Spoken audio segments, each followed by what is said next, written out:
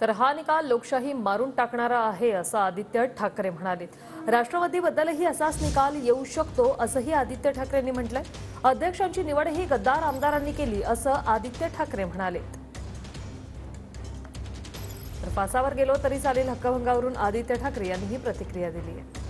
कालचा निकाल आपल्याला माहिती आहे सर्वांना, लोकशाही मारून टाकणारा निकाल आहे, चोरांना लेजिटिमेसी देणारा निकाल आहे, गद्दारीला लेजिटिमेसी देणारा निकाल आहे। आणि आता ही लढाई नुसतं शिवसेनेबद्दल राहिलेली नाही, ही लढाई आपल्या देशातल्या लोकशाहीबद्दल राहिलेली। याचा अर्थ हाच आहे की भाजप प्रणित खोके सरकारला डॉक्टर बाबासाहेब आंबेडकरांनी जे संविधान आपल्याला लिहून दिलेलं आहे ते मान्य नाही। 2024ला जर चुकून त्यांचं सरकार पुन्हा एकदा बसलं तर ते भाजपाचं वेगळं संविधान आपल्या देशावर लादतील। ज्या अध्यक्षांनी कायदा दिल्लीवरनं लिहून घेतलेला आहे, निकाल दिल्लीवरनं लिहून घेतलेला आहे, राष्ट्रवादी काँग्रेसबद्दल पक्षाबद्दल पण असेच निकाल येणार आहे, आपल्या सर्वांना माहिती आहे। कदाचित सुप्रीम कोर्टाचा देखील अपमान ह्या अध्यक्षांनी म्हणजे जे ट्रायब्युनल म्हणून काम करतात त्यांनी केलाय। फासावर जरी अटकवलं तरी चालेल, पण आमच्या देशासाठी आम्ही फासावर जाऊ।